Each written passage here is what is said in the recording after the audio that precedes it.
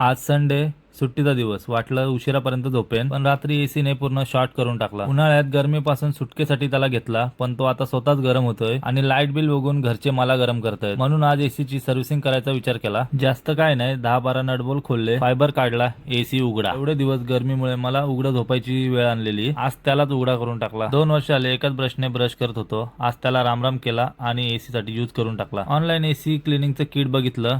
आपल्या बजेटच्या बाहेर पण होतं आणि तेवढा वेळ पण नाही. त्याच्यासाठी इंडियन जुगाड लावला. ज्या माणसाने पण प्लास्टिकचा शोध लावला त्याला माझ्याकडून मानाचा मुजरा. काय करू नाही शकत आपण प्लास्टिक पासून. चायनाने तर चक्क तांदूळ बनवलेत प्लास्टिकचे, जे ते जसे खायचे तसेच बाहेर निघणार. रिसायकल तर डिटेल जाऊ नका, तोपर्यंत आपण आपली एसी साफ करून घेऊ. बघा किती काळ झालं. एसी तर साफ करून झाली, पण अख्ख्या रूम मध्ये पाणी पाणी झाले. पहिले ते साफ करून घ्यायला लागेल, नाहीतर मी उठता लात आणि बसता बुक्की खाण्याच्या पण लायकीचं राहणार नाही. सगळं एकदम चकाचक क्लीन करून झाल्यावर सगळी फिटिंग करून घेतली, फायबर लावून घेतला आणि आमची एसी सर्व्हिसिंग झाली.